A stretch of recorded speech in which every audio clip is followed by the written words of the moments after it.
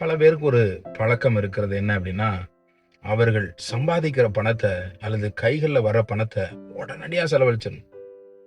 அல்லது அவங்களோட ஒருவேளை இப்ப ஒரு இன்கிரிமெண்ட் போடுறாங்கன்னு வச்சுங்களேன் வேலையில, அந்த இன்கிரிமெண்ட்ட உடனே ஏதாவது ஒண்ணு வாங்கிரணும். அல்லது ஏதாவது ஒண்ணு செலவழிச்சிடணும். மாசம் மாசம் ட்ரெஸ் எடுத்துறணும். மாசம் மாசம் ஏதாவது ஒரு பொருள வாங்கிரணும். ஏதாவது ஒண்ணு செஞ்சுக்கிட்டே இருக்கணும். ஏதாவது ஒண்ணு வாங்கிக்கிட்டே இருக்கணும். இல்ல எங்கேயாவது ஒரு இடத்துக்கு போயிட்டே இருக்கணும். சுத்தி பார்த்துட்டே இருக்கணும். தன்னிடத்துல அக்கவுண்ட்ல பணம் இருந்துடக்கூடாது.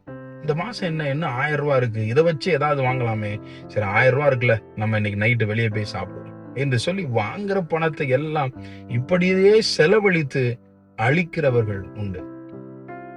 இங்கே யோசேப்பு நமக்கு ஒரு பாடத்தை கற்றுக் கொடுக்கிறார். ஆதியாகமம் 41 அதிகாரம் 49 வசனத்துல அங்க நாம் யோசேப்பு செய்ததை பார்க்கிறோம். அவர் கடற்கரை மணலை போல மிகுதியாய், அது சொல்லுகிறது அளவுக்கு அடங்காத அளவுக்கு தானியத்தை அவர் சேர்த்து வைத்திருக்கிறார். கொஞ்சம் கொஞ்சமாக இந்த செழிப்பான நாட்களில் 7 வருடங்கள் தன்னுடைய ஜனங்களிடத்திலிருந்து பெற்ற வரிதான்.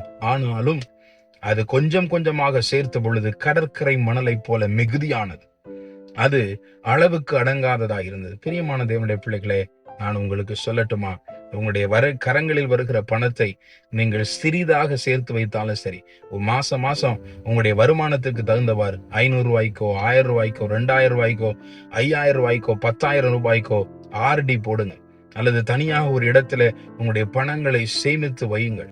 நீங்கள் சிறுக சிறுக சேமித்து வைக்கிற இந்த பணம் மிகப்பெரியதான ஒரு கடற்கரை மணலை போல ஒரு மிகப்பெரியதாக உங்களுக்கு தேவையின் போது உதவி செய்யும். சிறுதொழிதான் பெருவெள்ளமாக வரும். ஆகவே சேர்த்து வைப்பதில் உங்களுடைய கவனத்தை செலுத்துங்கள்.